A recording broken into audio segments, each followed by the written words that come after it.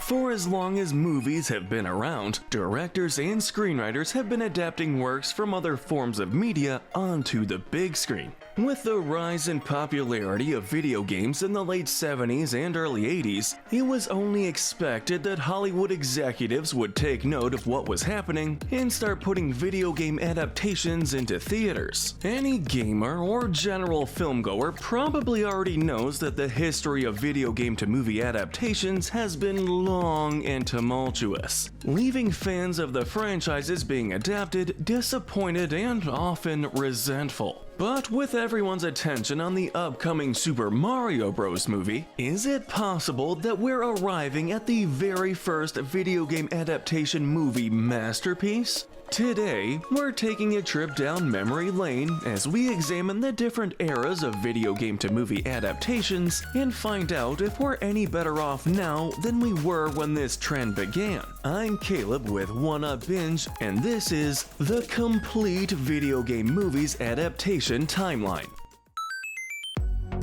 Before we start off our timeline, let's establish a bit of criteria. For the sake of this video, we're going to be looking mostly at films which received a wide release in North America theatrically. This excludes most straight-to-DVD adaptations and movies which were only released theatrically in Japan, though there will be a few exceptions for significant outliers. With all that established, let's jump into our list, starting off with what we like to call the pre-adaptation era, otherwise known as the 80s. The 80s are often remembered in the hearts of gamers as being the rise of what gaming culture eventually evolved into today. With the release of the Nintendo Entertainment System, games were becoming more elaborate and robust than what we were used to on the Atari 2600 or its competitors. Games such as Super Mario Bros., The Legend of Zelda, Metroid, and many others featured large explorable worlds unlike anything we had ever seen before. While the stories and worlds of games were becoming larger, they still were in the stages of picking up steam. As a result, there were no movies directly adapted from video game franchises around this time, but there were a lot of movies based on the concept of gaming. Probably the earliest movie based off the concept of gaming, and to this day one of the most successful, was Disney's Tron, released on July 9th, 1982. This movie featured the story of an arcade game designer getting transported into the game he created and looking for a way back to reality. Tron was a huge critical and financial success. Yeah, that's great. With many people especially praising its world and revolutionary special effects. Tron even had its very own arcade game adaptation, which was quite critically and commercially successful in itself. While Tron may not have been an adaptation of a pre-existing game, it is significant to bring it up since this was the very first movie to successfully combine the worlds of gaming and filmmaking. The success of Tron definitely led to a myriad of different movies based on video games throughout the rest of the 80s. Some of these movies were quite critically and commercially successful, including War Games, released on June 3rd, 1983, and The Last Starfighter, released on July 13th, 1984. Other films, such as Joysticks from March 4th, 1983, and Nightmares from September 9th, 1983, saw much less critical and financial success. Either way, it was undeniable that movies and video games were becoming a lot more interwoven than they had been in the past. While it was true that North Americans never saw any movies directly based on video game franchises around this time, Japan was a different story.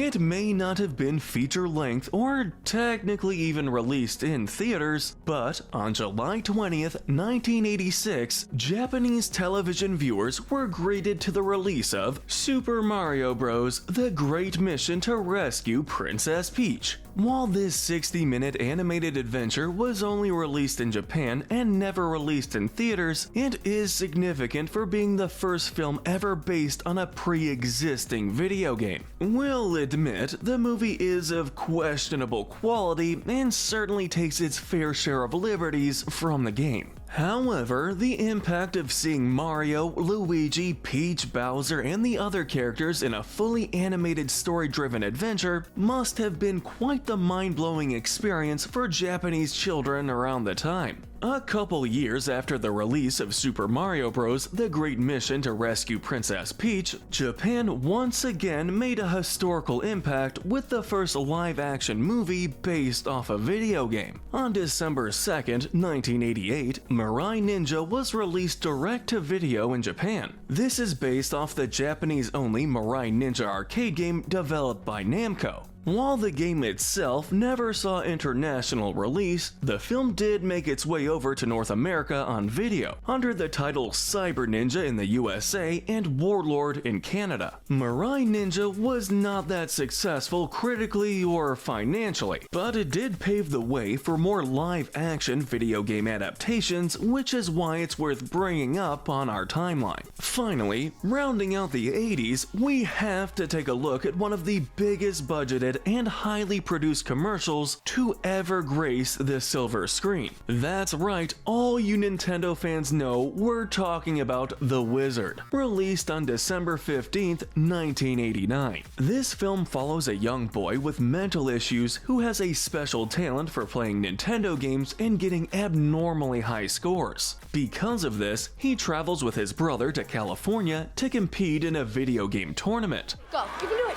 You can do it, Jimmy! This movie doesn't have product placements, it is a product placement. The entire feature basically exists to showcase as many NES games and peripherals as possible, including the infamous Power Glove, which the movie actually advertises, quoted, "It's so bad." The entire climax of the movie is a reveal of the upcoming Super Mario Bros. 3, which had never been showcased in North America up until this point. The Wizard is dumb, cheesy, and a shameless product placement for Nintendo games, but it has found a cult following in recent years for those very reasons. If anything, it's an interesting time capsule and a hilarious way to round out the pre-adaptation era of the 80s. With a new decade comes a new era of adaptations, this time actually based upon specific games and their storylines. Now we're looking at the early adaptation era, 1993 to 1999. For a few years in the early 90s, video game movies were all but absent from theaters. Even with the rising popularity of video games and the release of the Super Nintendo, it seemed no one was prepared to adapt the best-selling video game franchises into a feature film. That all changed on one fateful day, May 28, 1993, when the first widely released video game movie hit theaters. That being Super Mario Bros., starring Bob Hoskins and John Leguizamo as Mario and Luigi. As you can probably imagine, it garnered a lot of hype from video game fans who were excited to finally see a theatrical film based on the beloved game series. Did you see that? Yeah. What they got as a result was a film that featured rocket boots, a parallel dimension run by dinosaurs, bad acting, overproduced special effects, and barely any resemblance to the game whatsoever. While Super Mario Bros. Surprisingly holds up as a cheesy cult picture nowadays, this doesn't change the fact that this movie failed critically and commercially at the time, and for good reason.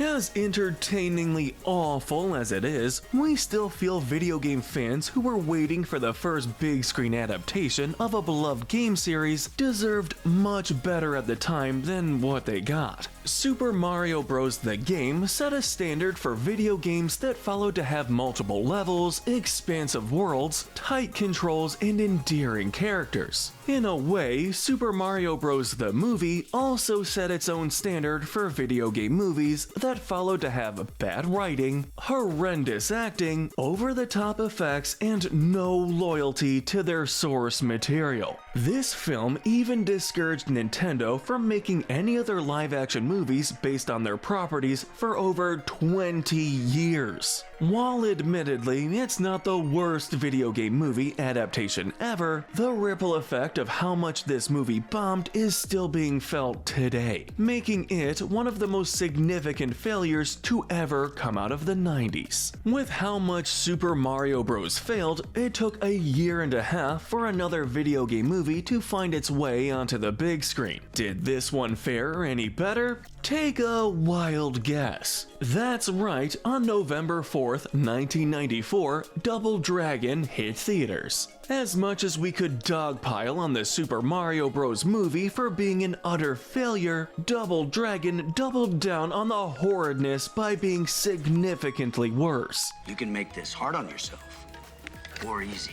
Where we can at least defend Super Mario Bros. As a somewhat enjoyable experience due to its corny nature, Double Dragon is an absolute slog that contains nothing funny or interesting about it. It's not like Double Dragon was the most popular video game franchise by the time 1994 hit anyway, so the mere existence of this movie is baffling when you really think about it. Another critical and commercial failure, Double Dragon certainly did no favors to the reputation of video game movies in general. Whereas gamers had to wait a year and a half between the release of Super Mario Bros. And Double Dragon, they only had to wait a month until the next video game movie adaptation was released. Just in time for Christmas, on December 23rd, 1994, Street Fighter hit theaters. This movie made a lot more sense than Double Dragon, as it came out at a time when Street Fighter II was a favorite among arcade goers and even those who owned it on home consoles. Sadly, those dedicated fans would find yet another film which was badly scripted, terribly performed, and had almost nothing to do with the game it was based off of. While a critical failure at the time, and for good reason, Street Fighter was a big hit at the box office, garnering nearly 100 million worldwide, making it the first commercially successful video game movie ever. While we won't argue that this is a very bad film, it kind of falls into the category of Super Mario Bros., where its campy tone and ridiculous acting make it an enjoyable experience to revisit.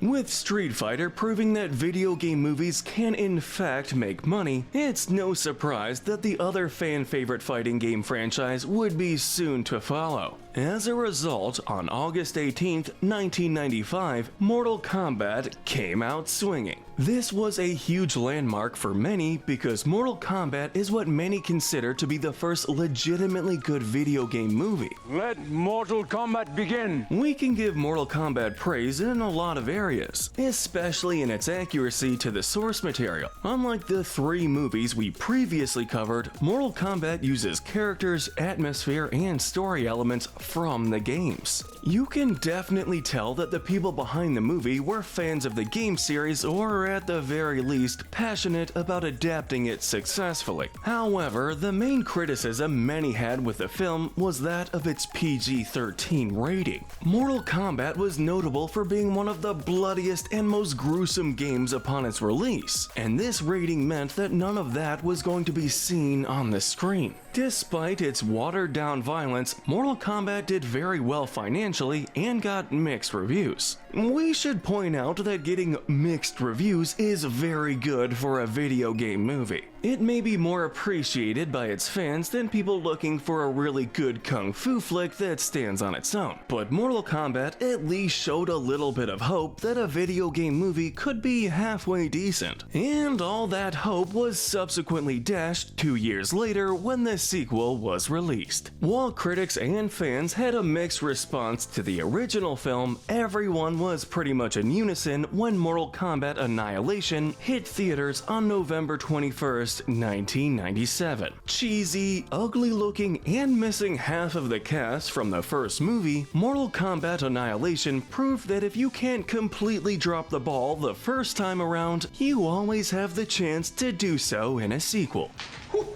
Woo! Yeah, now that's what I'm talking about. That being said, Mortal Kombat Annihilation is another one of those films that needs to be seen to be believed. The bad special effects and acting do make for some unintentionally hilarious moments, leading to this once again becoming a cult hit. However, if you're looking for a genuinely good follow-up to the original film, you might want to take a look elsewhere. Rounding out the live-action films of the 90s, we have a movie based on a game series that was practically half movie to begin with. We of course are talking about Wing Commander, which was released in theaters on March 12, 1999. The game series in question was notable for its use of full-motion video cutscenes, many of which featured big-name actors like Mark Hamill and Malcolm McDowell. This movie did have a lot of promising elements going for it, especially by enlisting the game series creator, Chris Roberts, as the film's director.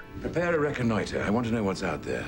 Sadly, it seems Roberts' vision for the game did not translate well onto the big screen, with the movie bombing at the box office and being panned by critics. If you're ever in the mood for a Wing Commander movie, do yourself a favor and simply search up the cutscenes of Wing Commander 3 instead. While the 90s having been almost a total failure for video game movies, especially amongst gamers, there was a little bit of resurgence of interest right before the new millennium arrived. That was due to the popularity of a certain video game franchise which was adapted into a popular anime series. We are going to take a brief look at the early Pokemon era. While it was originally released to Japanese audiences on July 18, 1998, Pokemon the first movie graced North American theaters on November 12, 1999. Featuring the same voice cast and building off of the plot explored in the anime, Pokemon the first movie was the first theatrically released movie to be based off of a Nintendo franchise since Super Mario Bros. You can definitely tell Nintendo had a lot more involvement in this production than its previous one, clearly stemming from being developed by a studio based in Japan. While Pokemon the first movie successfully adapted the anime to theaters for its fans, it received negative reviews among North American critics due to the premise wearing thin for the uninitiated. While we wouldn't exactly call it a great movie by any means, it certainly was a step in the right direction for its fans. Pokemon the first movie was a huge financial success worldwide, leading to its sequel, Pokemon the Movie 2000, to be released on July 21, 2000 in North America. This received a similar response as the first movie, being critically panned but a financial success. The third film, Pokemon 3 the Movie, was also widely released in North American theaters on April 6, 2001. While critical reception to this third film was about the same, it wasn't the same box office hit internationally as the first two films, leading to Nintendo to pull the plug on the wide international theatrical releases for its subsequent Pokemon films. Pokemon Forever and Pokemon Heroes did receive limited theatrical releases in North America on October 11, 2002 and May 16, 2003 respectively, but after that, most theatrical releases of Pokemon movies have not left Japan. While the overall quality of these movies are certainly debatable, the Pokemon movies being the success they were undeniably led to many studios around the world pumping out even more video game movies than before, leading to many new eras for us to examine. With the Pokemon trilogy breaking new grounds in North American box offices, American studios were even more adamant about producing video game movies. As a result, we get to the 2000s era. This era pumped out more video game movies than any other, but definitely left fans with more quantity than quality. The New Millennium Era, 2001 to 2009.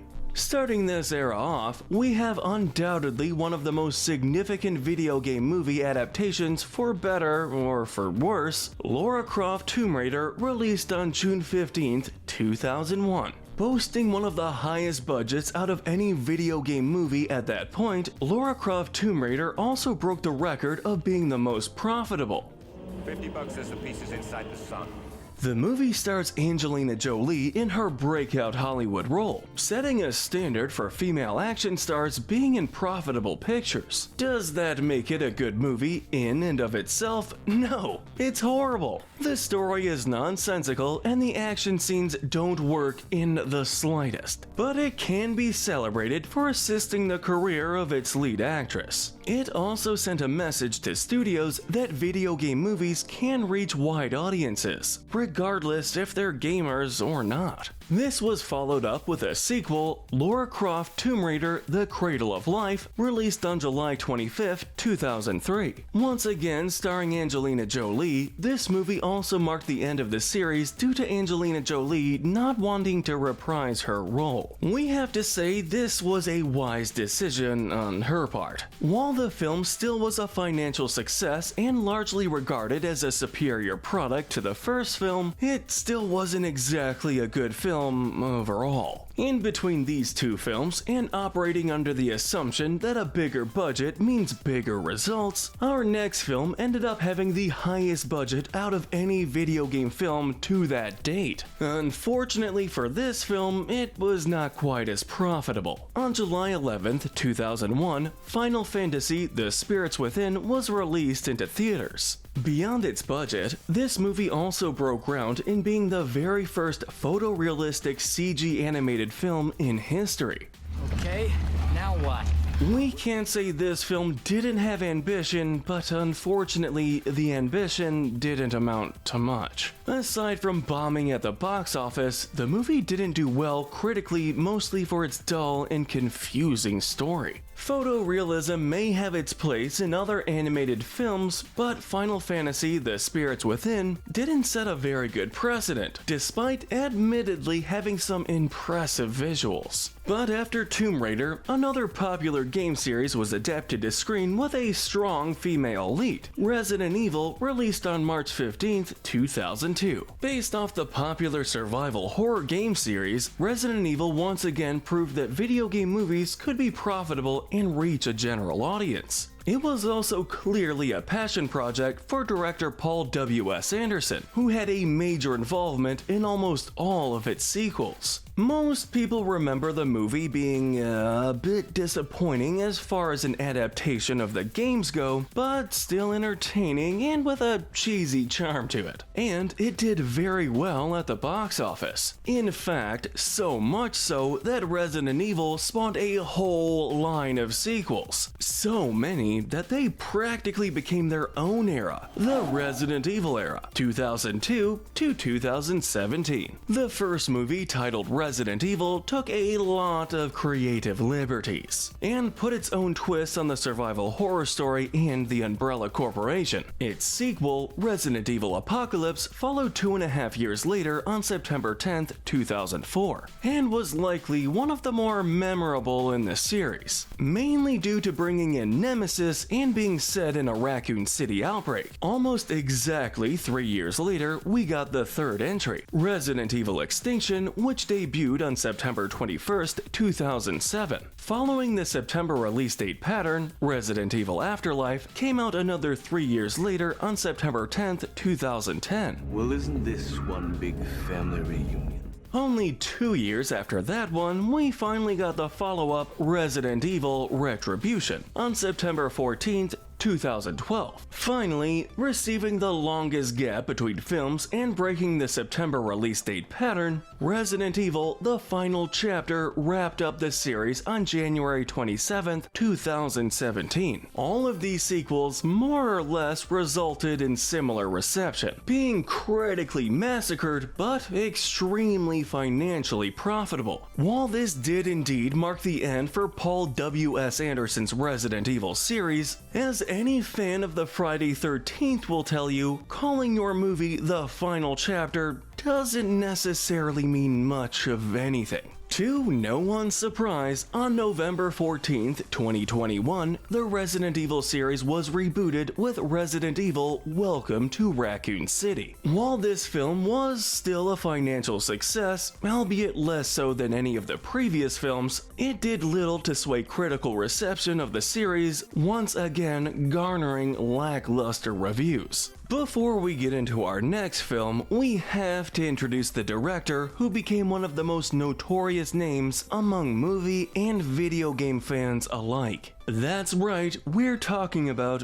Uwe Boll. This German-born director ended up spearheading a long list of video game adaptations, many of which are considered among the worst movies of all time. I hate video games. Like we did with Resident Evil, we're going to be rattling all of these off in short succession in a separate subsection dedicated to the work of this man. This is the Uwe Boll era. On October 10th, 2003, Uwe Boll's first video game adaptation hit the screen with House of the Dead. Even by the standards of a video game movie, this film was shockingly horrible, featuring bad special effects, hammy acting, and laughable action scenes that were largely made up of footage from the video games. House of the Dead is another movie that could be viewed as an unintentional comedy. Despite the reputation he received from House of the Dead, Uwe Boll had another video game feature greenlit shortly after, resulting in Alone in the Dark's release on January 28, 2005. For this film, we're pretty sure Uwe Boll actively worked towards outdoing himself to make this movie even worse than the last one. But Uwe Boll wasn't done adapting video game franchises quite yet. Far from it, as a matter of fact. On January 6, 2006, Boll debuted his third theatrically released video game adaptation,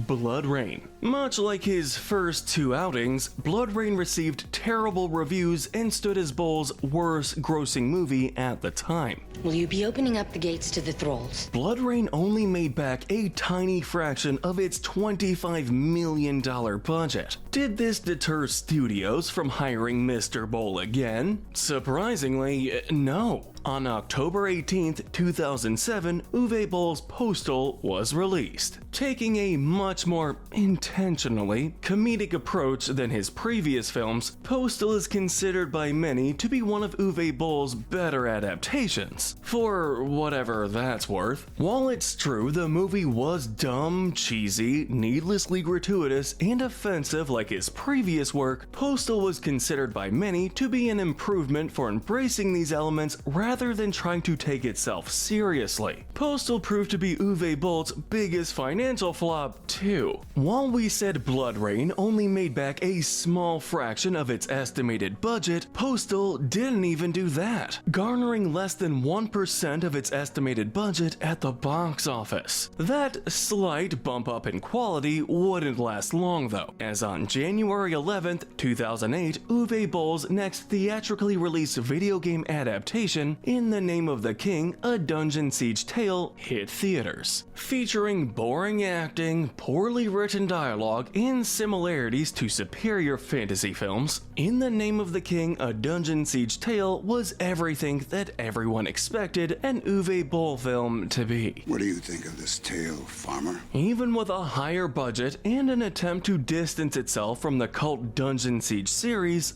this film absolutely bombed at the box office, once again following the trend of Uwe Boll's other films. Finally, on October 2nd, 2008, Uwe Boll released his final theatrically released video game adaptation with Far Cry. Another critical and financial flop. It seems that this film was the final nail in the coffin for Uwe Boll's movies, at least in terms of getting a wide theatrical release. Calling this a wide release is being very generous, considering it once again only made back a fraction of its budget. Far Cry fans deserved much better. Uwe Boll's video game adaptations have certainly cemented a bizarre legacy of their own. That said, let's go back to the broader 2000s and finish off the decade of the new millennium, 2001 to 2009. Doom is one of the few video game movies up until this point which tried in many areas to be faithful to the game series, featuring a similar setting, reference to weapons from the games, and even first-person shooter action sequences. This even led to the film receiving a positive response from John Carmack, Doom's co-creator. Critics didn't feel the same way, however, leading to another highly panned adaptation that did poorly at the box office. Now we get to another diamond in the rough, with what many people consider to be the best video game to film adaptation for a long time. On April 21st, 2006, Silent Hill hit theaters. Based on the horror series by Konami, Silent Hill was apparently a passion project for its director Christoph Gans, who was a big fan of the games and wanted to do them justice. The result was a film that was incredibly moody, atmospheric, and filled with a lot of fan service to the games. Much like Mortal Kombat, the overall quality of the film is debatable, with corny dialogue and a confusing story that works better in a PS1 game than it does in a feature film. Still, Silent Hill was a notable step in the right direction for video game film adaptations, and gave fans of the game series a better experience than many of its theatrical contemporaries. Speaking of faithfulness to its source material, on September 7th, 2006, DOA Dead or Alive was released. When you think of the Dead or Alive game series, what's the first thing that comes to mind?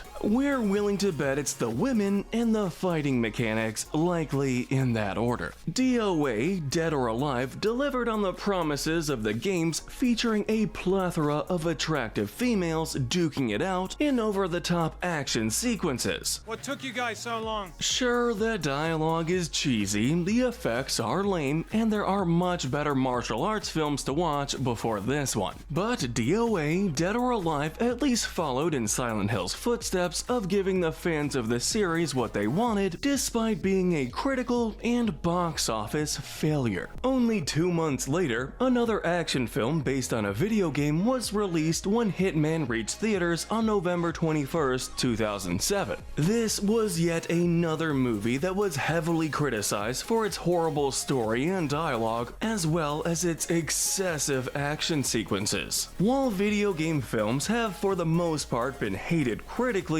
they've been a lot more hit and miss financially. Hitman was another movie that more than made back its budget, leading to a sequel getting greenlit, which we will cover a little later. How do you think we should proceed, huh? The film does have its defenders, most notably film critic Roger Ebert and Slovenian philosopher Slavoj Zizek. But overall, Hitman failed to change the stigma of video game adaptations in any way, shape, or form. Our next film also did well at the box office, albeit less so despite a big star as the lead. We're talking about Max Payne starring Mark Wahlberg, released on October 17th, 2008. Many video game movies have gotten criticism for their lazy, unfinished special effects. Max Payne has the opposite problem, featuring so many visual effects that the world the film takes place in looks like a cartoon. With a slow pace and a nonsensical story, Max Payne left many audience members asleep in the theater despite its highly stylish production values. Every once in a while, a video game movie comes along to basically say, remember that previous adaptation of this series you loved that you thought was so horrible? Yeah, well, we can do a whole lot worse. Such is the case with Street Fighter: The Legend of Chun-Li, released on February 27th, 2009. While the original Street Fighter movie from 1994 is far from a quality film, we at least gave it credit for being a fun, campy romp for anyone looking for a laugh. Street Fighter: The Legend of Chun-Li is so boring that it's hard to believe it was based off the most popular fighting game franchise of all time. With 2 really rough decades for video game adaptations, sure, we've seen some box office hits, but you'd think we'd get some major critically acclaimed hits by now. But we're still not quite there. Let's talk about the forgettable early 2010s.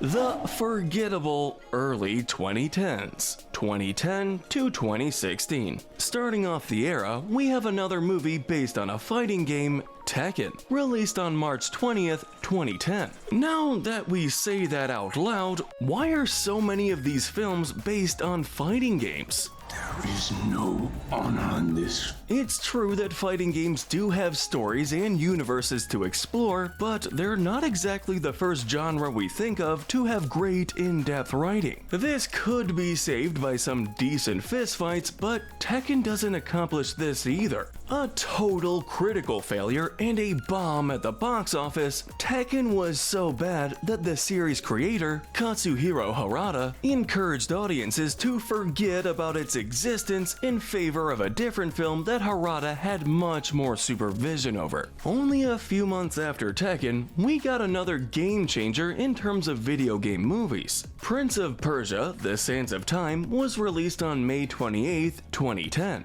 With a budget of upwards of $200 million, this film had the highest budget of any video game movie up until this point, and was the first video game movie to be produced by the titan that is Walt Disney Studios. Prince of Persia: The Sands of Time was a huge risk, but it ultimately paid off, with the film being a huge box office success. It received mediocre reviews from critics, but again, mediocrity is a step up in the world of video game films. Though not a masterpiece, this was definitely an achievement for video game films and set a new standard for subsequent films to follow based on its success. Sadly, as you may have noticed, every one step forward for video game movies is followed by 2 steps back, if not 5. Such is the case for Silent Hill Revelation, released on October 26, 2012.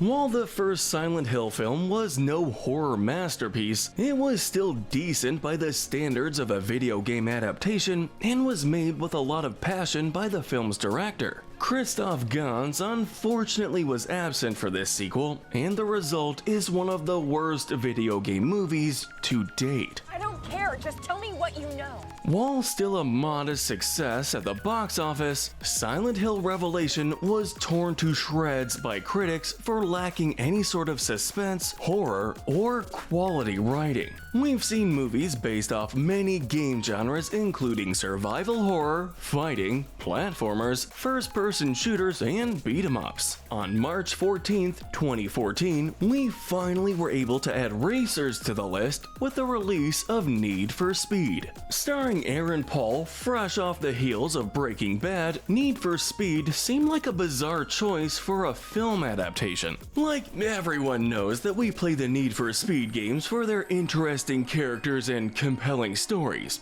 The writers of this movie really had to work to churn something out of nothing, and sadly, they didn't succeed, even though the movie did make a lot of money. We personally think you'd have to be higher than Jesse Pinkman in order to think this adaptation was a good idea. Over a year after Need for Speed, we got our next video game adaptation on August 21st, 2015, with Hitman Agent 47. Because, you know, everyone was clamoring for a sequel to the original Hitman movie, right? Written by the same screenwriter, but under a new director, Hitman Agent 47 is another sequel that outdoes its previous entry by being even worse. It's like when these video game movies hit rock bottom, someone gives them a shovel and tells them to keep digging. Hitman Agent 47 was still a hit at the box office, but it failed with critics and fans of the game series. While the past few years have been pretty disastrous with video game adaptations, 2016 showed a small glimmer of hope. This was largely due to the announcement of the first North American widely released animated movie based on a video game since 2001's Pokémon 3, the movie. On April 29, 2016, Ratchet & Clank hit the theaters and subsequently destroyed any excitement at the initial prospect. Destroy them all. You would think that being an animated feature would ultimately lead to a better product, as cartoon shows based on video games tend to have a much better track record than live-action movies. However, Ratchet & Clank lacked the charm of the game series and ended up bombing at the box office. What could have been a hit ended up being another unfortunate misfire. And it seems not even the medium of animation was going to be enough to save video game adaptations from sucking. Or was it? After over 30 years of video game movies ranging from terrible to bad to mediocre to financially successful but low quality, we finally started to see some major progress. We're calling this time the New Era. 2016 to present. We start this era with the Angry Birds movie released on May 20th, 2016. This is a movie that many people expected absolutely nothing out of. I mean, if no one can create a good movie based off games that already have deep stories, what hope does a movie have if it's based off of a simple phone app game? Surprisingly, the Angry Birds movie was not bad for what it was. Here's a two-word answer.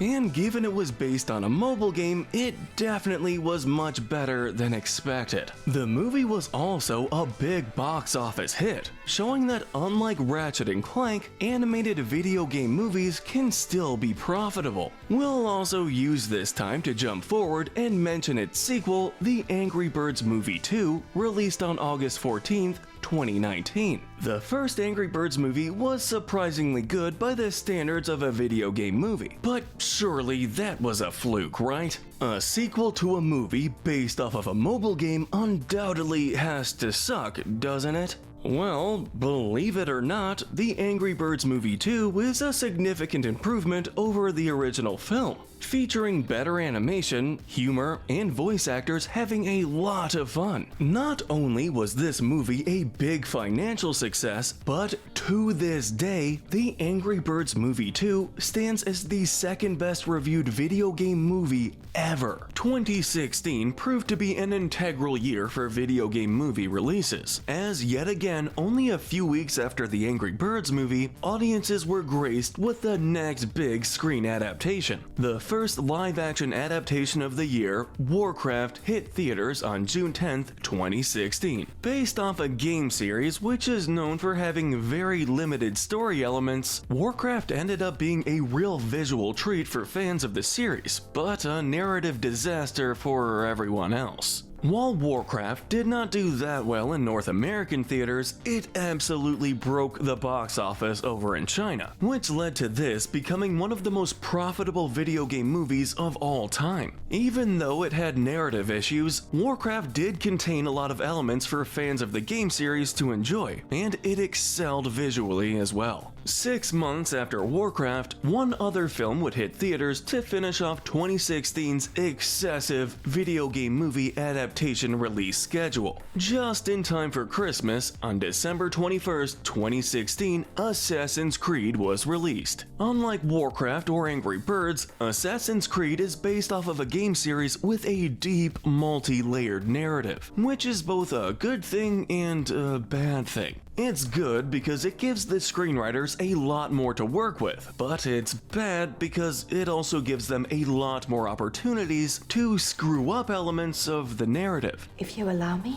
I can teach you how to control them. Sadly, while Assassin's Creed is far from the worst video game adaptation ever made, it still doesn't do the games much justice despite being another box office success. While 2016 still hasn't delivered a really good video game movie to us, we are at least starting to see a shift by bringing in financially successful films with more faithfulness to their source material. And even when they failed in areas, we could see what they were attempting to do. We've seen a couple of sequels this decade, but now it's time for a reboot. On March 26, 2018, Lara Croft once again returned to movie theaters in Tomb Raider. Since the video game series had received a reboot in 2013, it only made sense for the movie series to follow a few years down the line. In fact, whereas most video game movies are based off of general elements of a series rather than specific games in them, this film is a direct adaptation of the storyline of the 2013 Tomb Raider game. Much like the game, this movie was a huge improvement over previous entries in the series, blowing the Angelina Jolie movies out of the water. It's still an average movie overall, but even that is possibly the biggest compliment we've given any of these films so far. A box office success and critically mixed, Tomb Raider was another step in the right direction for video game-based feature films. Surprisingly, the next film that followed Tomb Raider wasn't a complete disaster either. On April 13th, 2018, Rampage was released. Starring Dwayne "The Rock" Johnson in his second video game adaptation after Doom, Rampage was a loud, dumb, juvenile, and violent movie that could only be enjoyed on the most visceral level possible. In other words, it was exactly what fans of the arcade game were looking for. A huge box office success, and once again getting mixed reviews, Rampage joined the ranks of Tomb Raider in being one of the best reviewed video game adaptations ever to this point. Looks like we might be inching closer to a legitimately good video game film after all these years of disappointment and torment. Finally, 1 year later, our prayers were answered.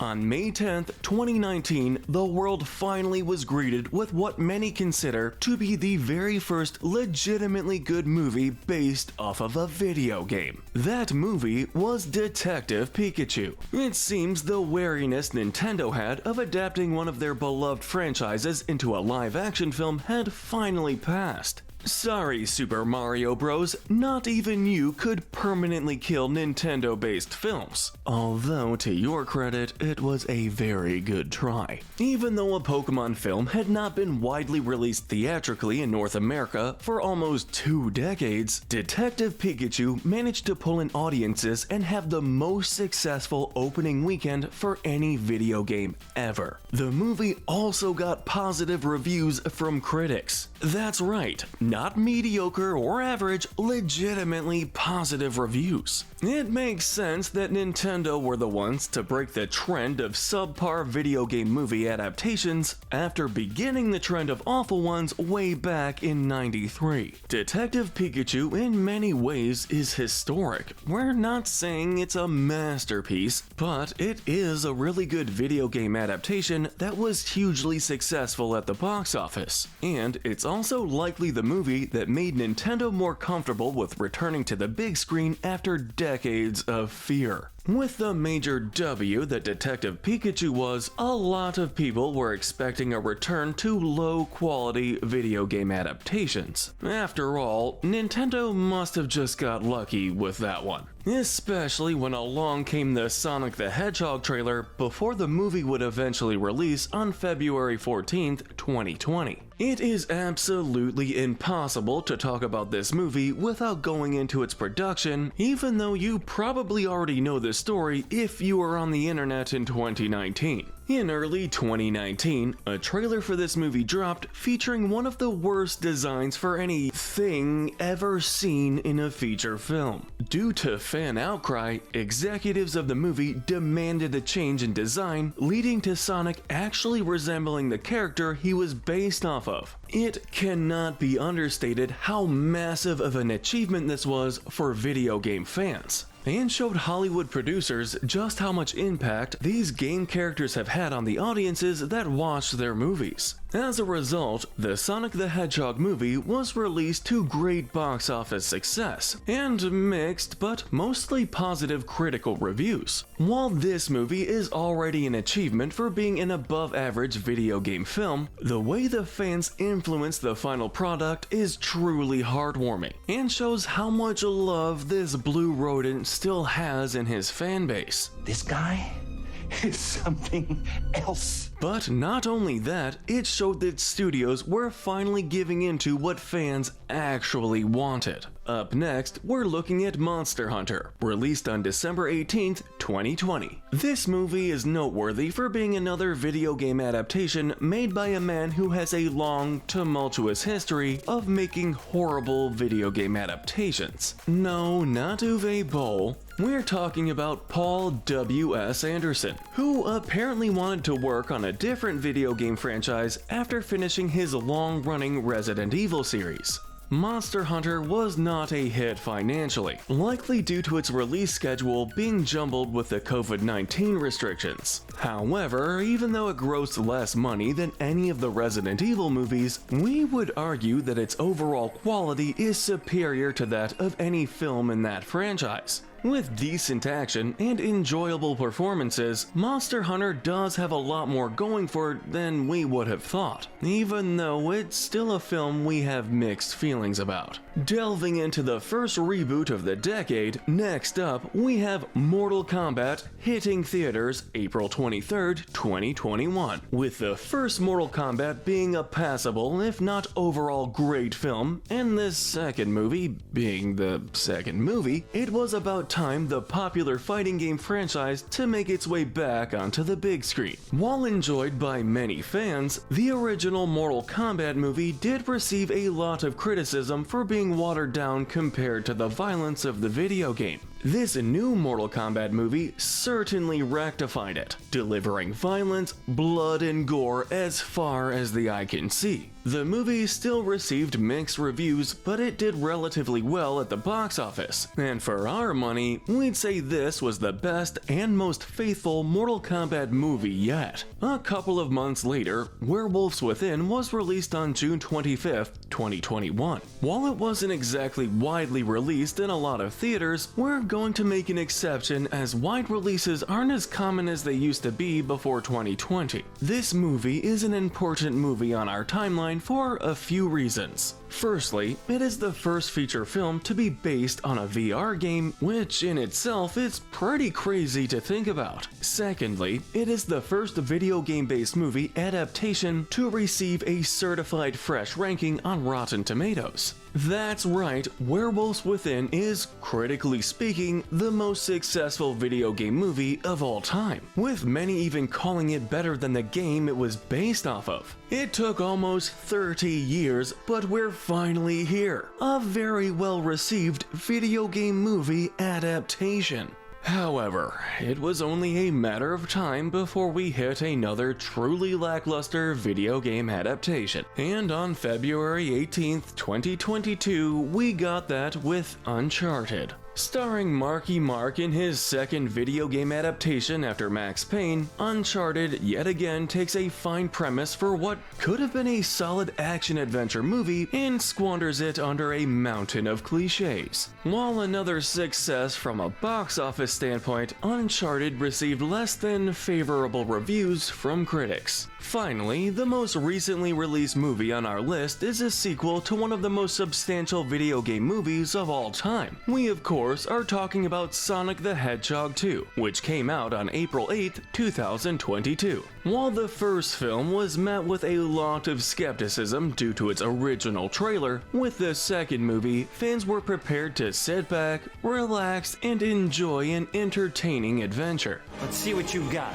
The movie more or less delivered on those expectations, creating a sequel that was arguably better, helped largely by the addition of Tails and Knuckles. Another financial success and doing even better critically than the first film, Sonic the Hedgehog 2 showed definite improvement of the original, much like how the game Sonic the Hedgehog 2 was superior to the Genesis original. Which brings us, finally, to arguably the most hyped up video game adaptation in history, which is set to release this upcoming April. With the Super Mario Bros. Movie trailer having dropped, the inception of this film has been met with a lot of warranted praise, along with a lot of warranted skepticism. Should we be filled with excitement or dread at the upcoming April 7th, 2023 release date? In our opinion, definitely excitement. Sure, there are questionable casting and character design choices that warrant some criticism. Watch our Super Mario Bros. Movie opinions we love and hate video for more on that. However, with how far video game movies have come over the past few years, and how much involvement Nintendo has personally in the film, we're willing to bet that the movie will come out as a quality experience overall. Another thing to note is the fact that Nintendo tells us outright that they have authority over the creative decisions made for this film. They straight up put their studio name before Illuminations on the poster, and that's what gives us a lot of hope.